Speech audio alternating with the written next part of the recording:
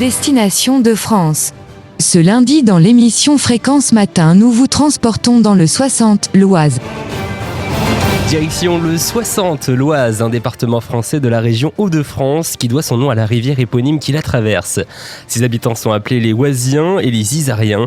Châteaux, musées, parcs et jardins ainsi que parcs d'attractions font la fierté de l'Oise. Ils vous accueillent en famille à la découverte de richesses touristiques. Papa, maman, papy, mamie, tonton et tata, chevalier ou princesse, vous avez le choix. Découvrez dans ce département des châteaux d'exception pour vous plonger dans une atmosphère de conte de fées. Par exemple, le château Pierrefonds. Enfilez votre armure, le chevalier pour délivrer la belle au bois dormant. Eh bien oui, c'est ce château, une prouesse architecturale réalisée par Viollet-le-Duc. Ce château médiéval est idéal et ne manquera pas d'impressionner les petits et les grands grâce à ses dimensions hallucinantes. Il y a également le domaine de Chantilly, ce château somptueux abritant la deuxième plus grande collection de tableaux en France, dont le tableau de Vinci, la Joconde nue, recevant récemment découverte. Si vous n'êtes pas féru des musées, laissez-vous tenter par cet impressionnant domaine, 115 hectares avec son jardin, le nôtre, mais ses animaux comme les kangourous exposés. Préparez-vous à faire un bond dans une machine, à remonter le temps et vivre une expérience inoubliable au sein du château de Compiègne. Il est le seul château à recueillir un ensemble homogène de mobilier datant du 1er et du Second Empire. Suivez alors les pas de Napoléon Ier, Napoléon III, ainsi que les impératrices Eugénie et Marie-Louise dans ces appartements impériaux. Si vous voulez en apprendre plus sur l'histoire du Second Empire, un musée est dédié à leur nom.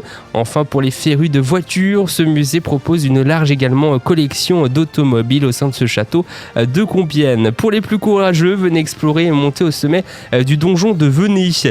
Ce château de pierre créé à l'époque médiévale vous sera sentir chevalier, mais aussi l'artiste, car le château abrite une grande collection d'art contemporain acquise au fil des années par son propriétaire. Je peux aussi vous conseiller le château d'Hermonville. Pour les amateurs de cinéma, les passionnés de nature, venez découvrir et visiter ce château. Vous pourrez suivre les traces de l'auteur Jean-Jacques Rousseau. Le château a aussi accueilli le tournage des Visiteurs en 1993, accompagné de son magnifique parc. Ce château ne saura que vous séduire et en donner plein la tête. Et puis enfin, pour parler un petit peu de tournage, parce que oui, on vient de parler des Visiteurs, mais ce n'est pas les seuls films tournés dans l'Oise, notamment ce film marquant, James Bond, Dangereusement Vôtre. Ça a été tourné sur le château de Chantilly. L'espion le plus connu dans le plus grande écurie du monde, le célèbre agent 007, a en effet foulé les parterres du domaine de Chantilly et des grandes écuries lors de son tournage James Bond Dangereusement Vôtre, sorti en 1985 avec l'acteur Roger Moore.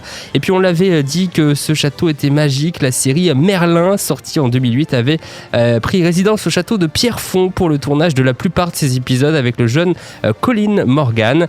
Et puis sur les traces des grands criminels, rendez-vous à Compiègne pour revivre la grande évasion de Messrine, scène que l'on peut retrouver dans le film Mérine, l'ennemi public numéro 1, réalisé par Jean-François Richet avec le fameux Vincent Cassel. Et la fameuse bête de Gévaudan aurait aussi été vue dans l'Oise. Le Pacte des loups, sorti en 2001 avec Samuel Le Bihan et Vincent Cassel, avait choisi les carrières de Massel pour incarner le repère de la bête, où il incarnait des traces de combat sur certains arbres de la carrière.